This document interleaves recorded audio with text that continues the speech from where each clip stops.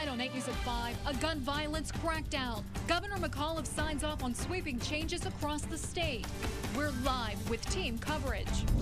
Razor blades found inside books here at the VCU Barnes & Noble. I'm Avajoy Burnett. Coming up on 8 News, what employees are doing right now to make sure that no one gets hurt.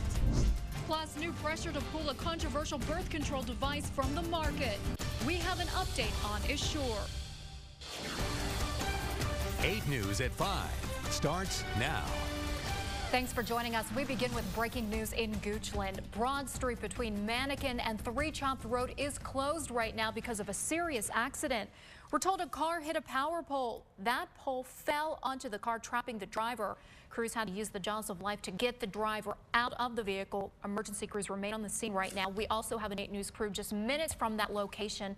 We'll bring you more details as they come into our newsroom. And right now at 5, VCU police are on high alert after razor blades are found inside books at the student bookstore. We have also learned this is not the first time that it's happened.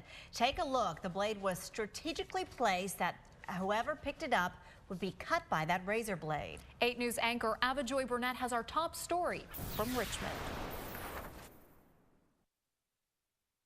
According to VCU police, razor blades were strategically placed inside books here at the VCU Barnes & Noble to cut people. Some students are saying this is twisted. Some students had heard about this, a razor blade hidden in a book, but still perfectly placed to slice someone's finger. I heard about it. I got a text from a friend this morning. VCU police posted an alert about this on their Facebook page today, but for some students, this was their first time hearing about this. My first thought is like, who thinks of that? Who thinks to do that? That's a really twisted, odd thing to do. And it's almost like, I feel like that's like a joke when someone's bored, but in like a morbid way. Yesterday, workers at the VCU Barnes & Noble found this razor blade wedged between the pages of a book. And this wasn't the first time. Workers found another one of these traps just last week. I don't like that at all. VCU police is now investigating, looking over surveillance video to see if they could spot a perpetrator. They might think that it's a joke or something to take lightly, but it could harm someone. I hope whoever it is decides to stop because it's obviously not safe.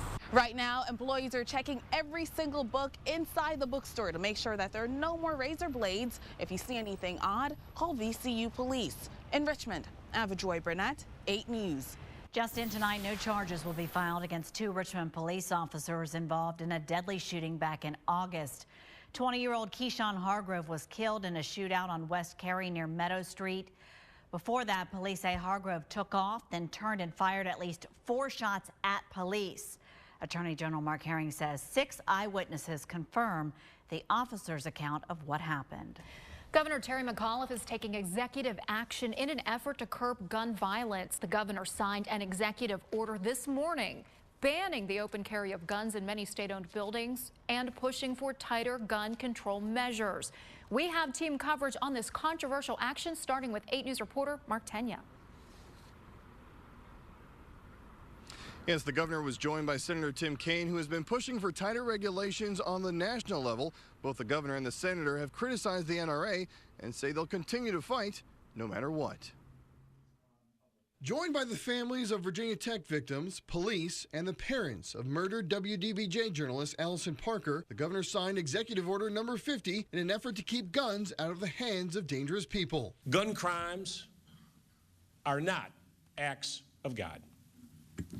But for too long, certain politicians and lobbyists have told us that gun violence in America is some sort of natural phenomenon, something we cannot do anything about. The order bans guns from executive state office buildings. That does not include the Capitol or the General Assembly building. It creates a state task force to prosecute gun crimes, aiming at making sure only licensed dealers sell guns and that people that shouldn't have guns aren't able to get them. And it also creates a state tip line so people can report anyone that is breaking gun laws and collect a reward. Today, we are gathered to recognize that we are not helpless to gun violence, that we can prevent it and we are willing to act here in the Commonwealth of Virginia. The governor says the order will allow more state resources to be used to prosecute gun crimes and better enforce existing laws. Meanwhile, Senator Tim Kaine says he will fight for tougher gun regulations at the federal level while criticizing the NRA for not supporting background checks. What I've concluded is that the NRA no longer speaks for their members.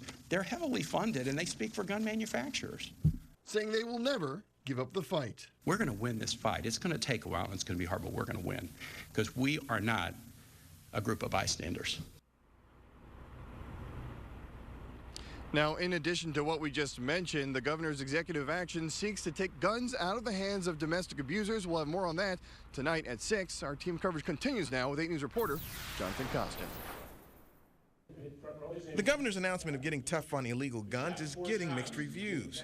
And doing away with carrying concealed or open weapons in public state buildings like the DMV is a good idea to some. I think that's a reasonable way to keep people safe in government buildings. But the idea is not so great with others. You go through the process, you go through the background checks, you go through all the issues there, and then restrict people from going where they should be able to go with them. One of the managers of this popular gun shop in Midlothian says the governor's efforts are not needed. Everybody's asking for laws for domestic violence. We have it, both state and federal. Right here on the federal form to purchase a firearm. David Hancock says it's all political gesturing. It's just a waste. It's a waste in general. It's a lot of hot air. It's a lot of let's make everybody feel good. Let's everybody think we're doing something. They're not doing anything that we haven't already done. Well, coming up at 6, we'll hear from another gun advocate who says today's announcement is great news for bad guys, but it is dangerous for law-abiding citizens. Jonathan Costin, 8 News. Richmond Sheriff says a seizure disorder caused the death of a jail inmate back in July. 29-year-old Zachary Tuggle reportedly had the disorder because of a gunshot wound to the head he suffered in 2007. Toxicology reports show seizure medication in Tuggle's system, but it does not eliminate the risk of him having a seizure. The sheriff also says inmates have the right to refuse their medications. Topping national news, the president is amending plans to withdraw troops from Afghanistan. Right now, there are about 9,800 U.S. troops in Afghanistan, and nearly all were supposed to be home by the end of 2016. But the president, on the recommendations of his top commanders, will now leave as many as 5,500 servicemen and women on the ground. It will be a twofold mission, similar to the current one: counterterrorism operations and training and assisting Afghan forces. This modest but meaningful extension of our presence, while sticking to our current narrow missions, can make a real difference. Top Pentagon officials believed Afghan forces weren't ready to operate on their own, and there's been a recent surge in violence by the Taliban and ISIS. Back here at home, extra security is in place at Lee Davis High School and Liberty Middle School after threats were found in bathrooms. Investigators say they were discovered yesterday. Both show pictures of guns. They also say that the threats are not credible. This case follows threats at several other schools in our area, like Colonial Heights, also Henrico. News where you live in Petersburg, health officials confirm a raccoon has tested positive for rabies. Officials found the raccoon in the 200 block of New Street. They're also monitoring a dog that came into contact with that raccoon.